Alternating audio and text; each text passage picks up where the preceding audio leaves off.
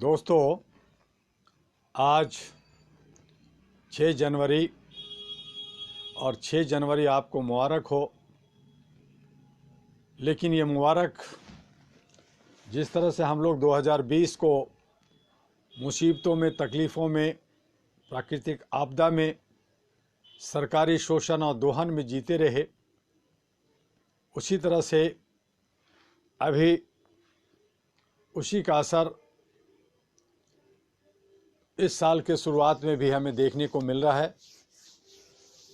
और आपसे बात करने से पहले आज का course the intellect is the Vercel that holds the knowledge of God, it is a different from mind. और जो हमारी सोच, हम जो मनुष्य हैं, मानव हैं, बुद्धि रखते हैं और जितने बुद्धि का सही इस्तेमाल सकारात्मक करते हैं उतना ही ज़्यादा बुद्धि उग्र तेज होता है और ज़्यादा से ज़्यादा आप क्रिएटिव और रिसर्च वर्क करते हैं। लेकिन जब अपनी सोच को नकारात्मक ले जाते हैं या गलत दशा में ले जाते हैं या गलत लोगों के साथ संगत रखते हैं, तो वही मनुष्य, वही सोच हमें धरातल, हमें जो है गर्त में डाल देता है। कमोबेश सत्ता में या सरकार में जो हैं वो लोग इस तरह से मदमस्त और इस तरह से वो शैतानी हरकतों से या इस तरह से वो अपने को भूल जाते हैं, अपने अस्तित्व को भूल जाते हैं, अपनी अंतरात्मा को भूल जाते हैं और गलत सलत तरीक़ों से नेगेटिव फोर्सों के साथ मिलकर के नेगेटिव तरीके से आगे बढ़ते हैं। और मज़े की बात तब होती है जब हमारे भोली भाली जनता, वो भी चाटुकारिता, अंधभक्ति, दलाली और कई तरह से उनके बहकावे में या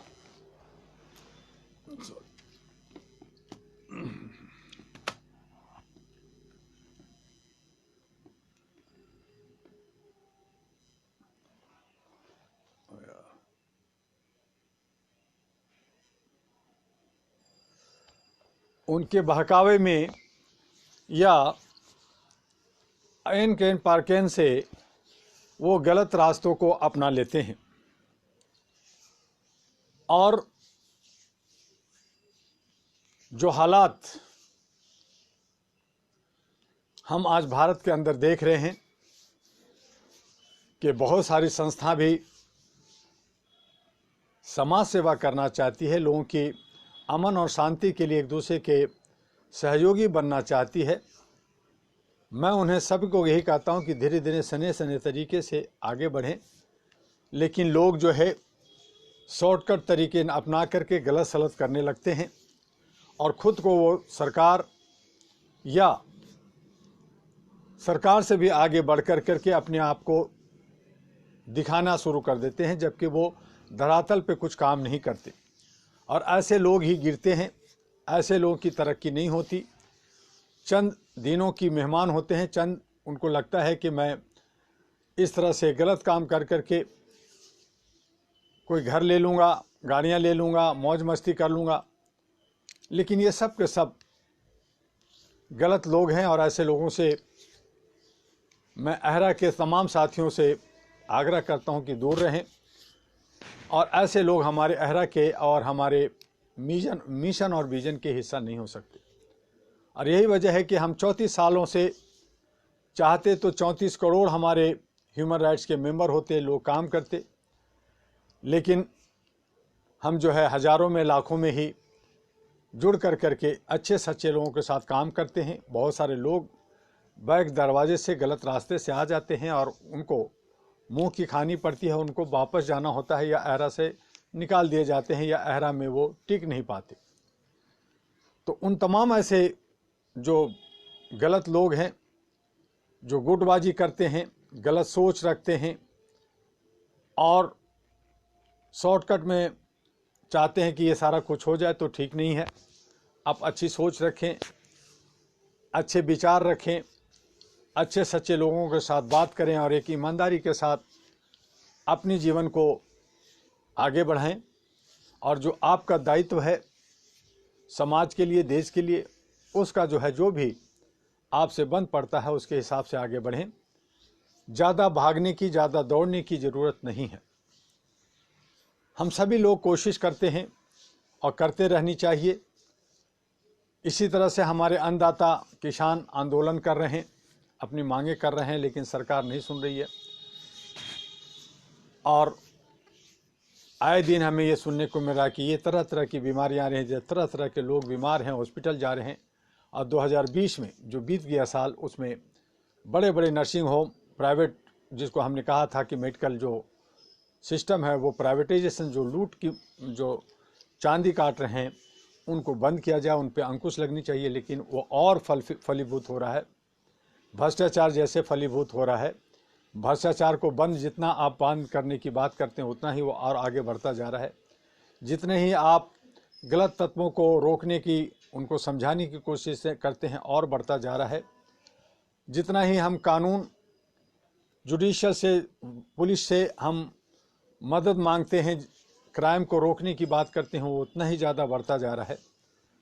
अब किस तरह से ये समाज सुधरेगा, किस तरह से हम मानवीय अपने मूल्यों को संभाल सकते हैं, इस पे हमें आपस में सोच समझ करके, और मैं इस नतीजे पे आया हूँ कि हमें बहुत बड़ी भीड़ की ज़रूरत नहीं है कि हमारे पास 1 करोड़, 10 करोड़, 20 करोड़ मेंबर हों, सदस्य हों, तभी काम होंगे। चंद लोग भी अगर चंद अच्छी सोच रखते हैं तो कीचड़ में कमल खिलाया जा सकता है। और हम अच्छे वातावरण में, अच्छी अपनी सोच से मानवीय मूल्यों को बचाते हुए, अपने को बचते हुए, अपने परिवार और समाज को बचाते हुए आगे अपना जीवन यापन कर सकते हैं और आने वाले जनरेशन को हम कुछ दे सकते हैं। इसी के लिए हमें काम करने की ज़रूरत है। और मैं अपने जो लगातार आपसे भ्रष्टाचार व मानवाधिकार किताब की कोर्स पढ़ता रहा, बताता रहा, उसमें भ्रष्टाचार जहाँ धर्म में है, राजनीतिक में है, न्याय के एरिया में है, सिक्योरिटी में है, मीडिया में है, वहीं हमारे समाज के अंदर भी बहुत सारी बुराइयां हैं, बहुत सारे भ्रष्टाचार है। और सभी लोग उसमें सराबोर हैं। उससे बचने की कोई रास्ता लोग नहीं सोचते। और हर आदमी को ऐसा लगता है कि अगर समाज के अंदर एक आदमी आगे बढ़ रहा है तो मैं क्यों नहीं बढ़ रहा, उसके पास कार है तो मेरे पास क्यों नहीं है। और इसी शॉर्टकट के तरीके से एक दूसरे को काटना, एक दूसरे को धोखा देना, एक दूसरे से आगे निकलने की होड़ भ्रष्टाचार के माध्यम से लगा हुआ है। तो लोगों से ही हम जानते हैं कि समाज बनता है, लोग परिवार में रहते हैं, अतः परिवारों के समूह को समाज कहा जाता है।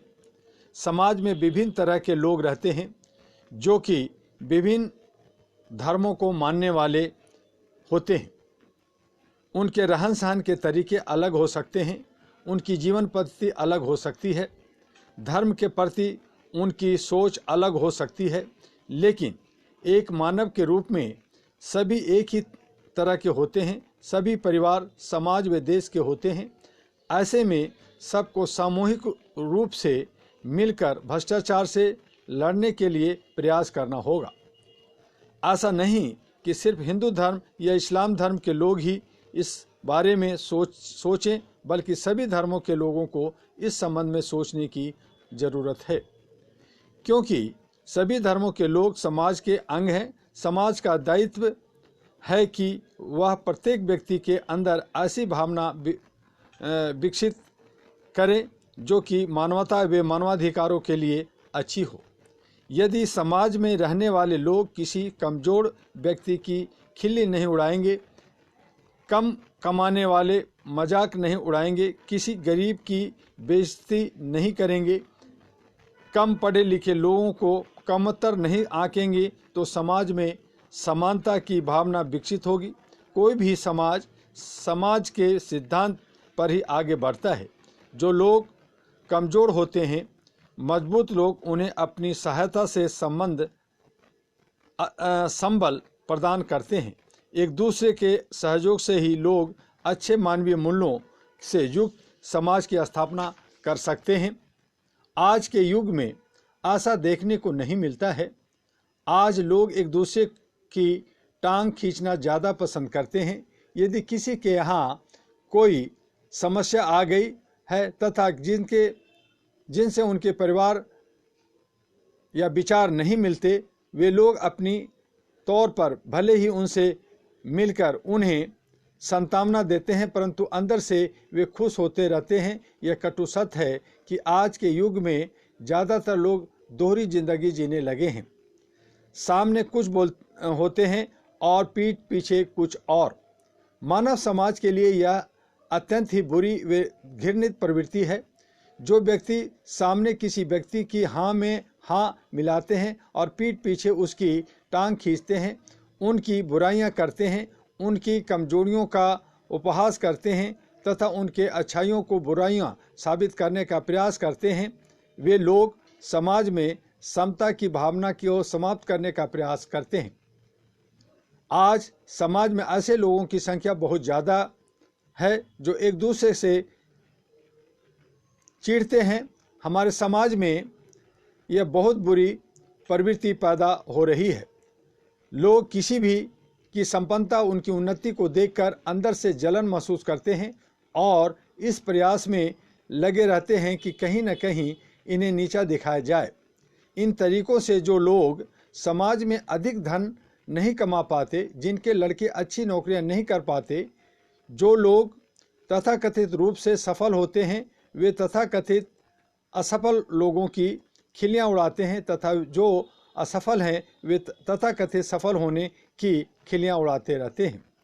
इससे समाज में बहुत बड़ी विसंगतियां पैदा हो गई है। लोग ऊपर से दिखने पर एक दूसरे के करीब जरूर रहते हैं, पर अंदर से वे एक दूसरे से कटे कटे से रहते हैं।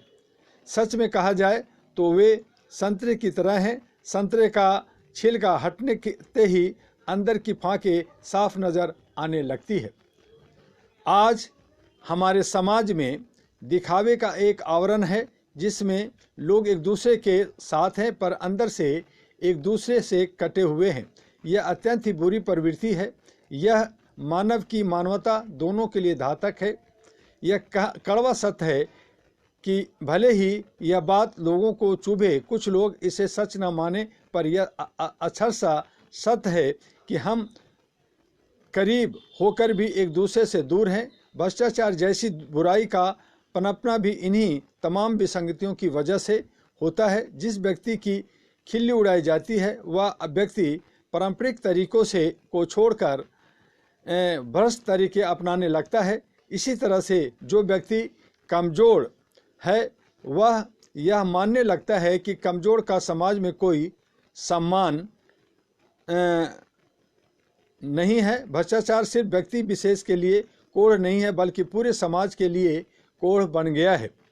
कोढ़ छुआछूत की बीमारी है। इसे दूर करने के लिए सबको मिलकर काम करना होगा। हम भ्रष्टाचार रूपी कोढ़ को मान्यता देकर ऐसी बीमारी का शिकार हम जो हो रहे हैं उसे दूर करने का हमें प्रयास करना चाहिए मिलकर करके। और इसी तरह से कल से भ्रष्टाचार को दूर करने के क्या कदम होनी चाहिए, क्या उपाय होनी चाहिए, उस पर हम बात करेंगे। लेकिन जो आज हमारे समाज के अंदर, हमारे बीच में जो भ्रष्टाचार की एक बीमारी फैल गई है, हम लोग जो एक दूसरे से कटे कटे रहने लगे हैं, हम लोग जो एक मानव को मानव, दूसरे मानव को मानव नहीं समझते और एक दूसरे के दुश्मन बने हुए हैं, चाहे वो बीमारी हो, चाहे वो हम लोग आर्थिक रूप से हों या कई और कारण हो। और यही वजह है कि हमें सज़ा प्राकृतिक, जिसे आप गॉड, भगवान, अल्लाह, खुदा कहते हैं, आपको चाहे अनचाहे आकर आपको सज़ा देती है और आप चीखने चिल्लाने लगते हैं। तो इन जो प्राकृतिक सज़ा है, जो भगवान की तरफ से जो सज़ा है उससे आपको बचने का एक ही तरीका है कि आप अपने आत्मा को शुद्ध कीजिए, मानवीय मूल्यों को समझिए, शांति प्रिय बनिए, बिना किसी को नुकसान पहुंचाए मेहनत मजदूरी कर करके जितना हो सके अपने को संभाल करके समाज को और देश की उन्नति और विकास में निर्माण में आगे बढ़िए। जो लोग सत्ता के लोलुप्त हैं, जो लोग सत्ता के भूखे हैं, जो लोग सत्ता के दलाल हैं, जो लोग सत्ता के कुर्सी के साथ अंधभक्त या उनको नहीं दिखता कि सही क्या है और गलत का क्या है, वो लोग बहुत ही बुरी मौत मरते हैं, बहुत पछताते हैं और कई जनरेशन तक उनका असर देखने को मिलता है। जैसा कि हमें पिछले अपने राजाओं, मुगलों और अंग्रेज़ों के हालातों से हम उभरे नहीं हैं, आज हम गुलाम हैं, आज हम लोग उन्हीं मानसिकता में जी रहे हैं। जिस तरह से मैंने एक बार कहा था कि एक हाथी के बच्चा को अगर आप पेड़ के साथ जंजीर के साथ बांध दें, पहले तो वो हाथ पांव मारता है भागने का और जंजीर को तोड़ देने का चिंगारता है, लेकिन धीरे धीरे उसकी मन स्थिति ऐसी हो जाती है कि वो बड़ा भी हो जाने के बाद भी, बड़ा हाथी बन जाने के बाद भी, उसका विशाल शरीर हो जाने के बाद भी वो जो है वहाँ से हट नहीं पाता। उसकी जंजीरें हटा दी जाती है, फिर भी वो नहीं हटता, क्योंकि उसकी मानसिकता ऐसी हो जाती है, वो ये मान बैठता है कि मैं यहाँ पे बंधा हूँ और मैं यहाँ से बाहर या नहीं जा सकता, नहीं निकल सकता। आज हम लोग इसी मानसिकता में जी रहे हैं।